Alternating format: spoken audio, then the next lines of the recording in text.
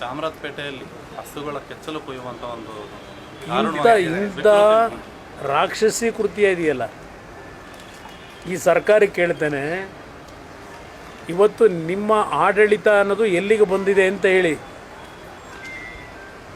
ಇಲ್ಲಿಯವರೆಗೆ ಮನುಷ್ಯರುಗಳನ್ನು ಕೊಲೆ ಮಾಡೋದು ನೋಡ್ತಾ ಇದ್ದೋ, ಮನುಷ್ಯರುಗಳನ್ನು ನೀವು ಮಾಡ್ತಾ ಇವತ್ತು ಯಾವ ಮಟ್ಟಕ್ಕೆ ಇಟ್ಕೊಂಡಿದ್ದೀರಿ.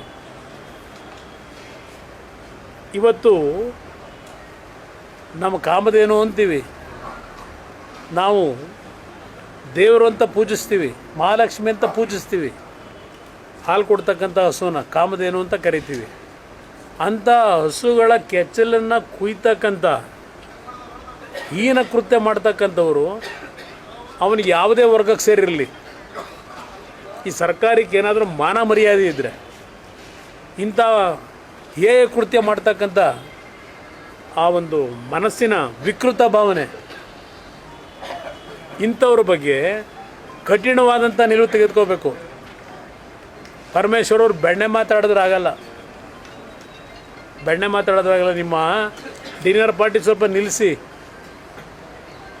ಡಿನ್ನರ್ ಪಾರ್ಟಿ ನಿಲ್ಲಿಸಿ, ರಾಜ್ಯದಲ್ಲಿ ಏನೇನು ಆಗ್ತಾ ಇದೆ ಇದನ್ನು ಸರಿಪಡಿಸ್ಲಿಕ್ಕೆ. ಈ ವಿಡಿಯೋ ನಿಮಗೆ ಇಷ್ಟವಾದಲ್ಲಿ ಲೈಕ್ ಮಾಡಿ, ಶೇರ್ ಮಾಡಿ, ಸಬ್ಸ್ಕ್ರೈಬ್ ಮಾಡಿ.